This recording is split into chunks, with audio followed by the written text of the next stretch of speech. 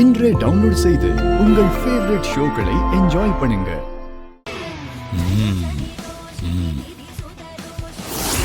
சாமி, எனக்கு நீங்க ஒரு உதவி செய்யணும்.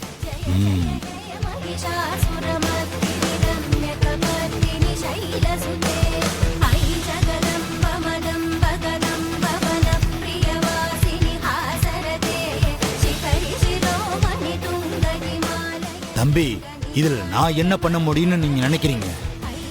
அந்த பொண்ணை சமாதானப்படுத்தி வேண்டுதலை பண்ணாம நீங்க தான் தடுத்து நிறுத்தணும். அது முடியாது சாமி. பாரதி ரொம்ப பிடிவாதமான பொண்ணு.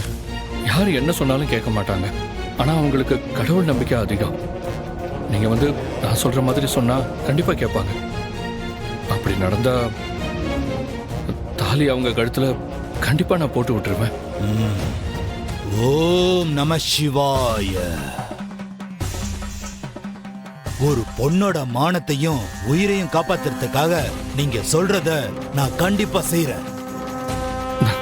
சாமி. ஓம் நம சிவாய. இந்த மாதிரி நல்ல காரியத்துக்கு நான் கை நீட்டி காசு வாங்க மாட்டேன். அந்த சிவன் என்ன உனக்கு உதவி பண்ண சொல்லி உத்தரவு கொடுத்துட்டான். அந்த உத்தரவுப்படி உனக்கு நான் உதவி செய்யறேன். வா போலாம். வா சாமி.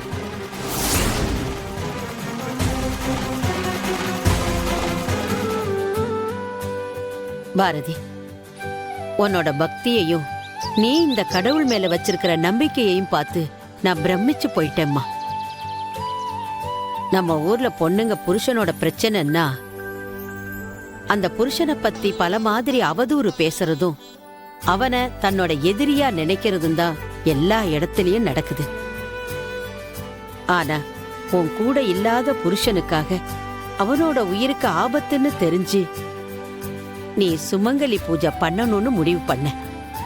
உன் தாலி காணாம போன விஷயத்துல இங்க என்னென்னமோ நடந்திருக்கு. ஆனா அதையெல்லாம் உன் பக்தி ஜெயிச்சிருச்சு. இன்னைக்கு வேணா நீயும் உன் கணவனும் பிரிஞ்சிருக்கலாம். நான் இப்ப சொல்றேன் கேட்டுக்க. ஒரு நாள் நீயும் உன் கணவனும் சந்தோஷமா சேர்ந்து ஒரு அழகான வாழ்க்கைய வாழ போறீங்க.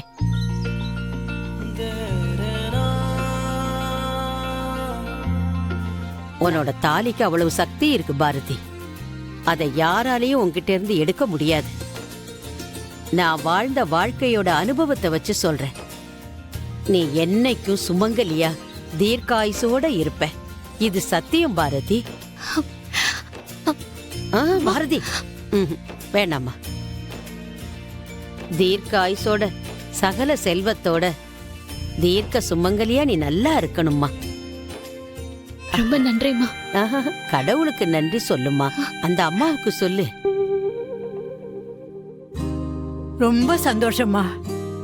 நீங்க பாரதிக்கு நல்ல வார்த்தை சொல்லி ஆசீர்வாதம் பண்ணிருக்கீங்க. ரொம்ப நன்றிமா. எனக்கு எதுக்கு பெரியம்மா நன்றி? எல்லாம் அந்த அம்மனோட செயல்.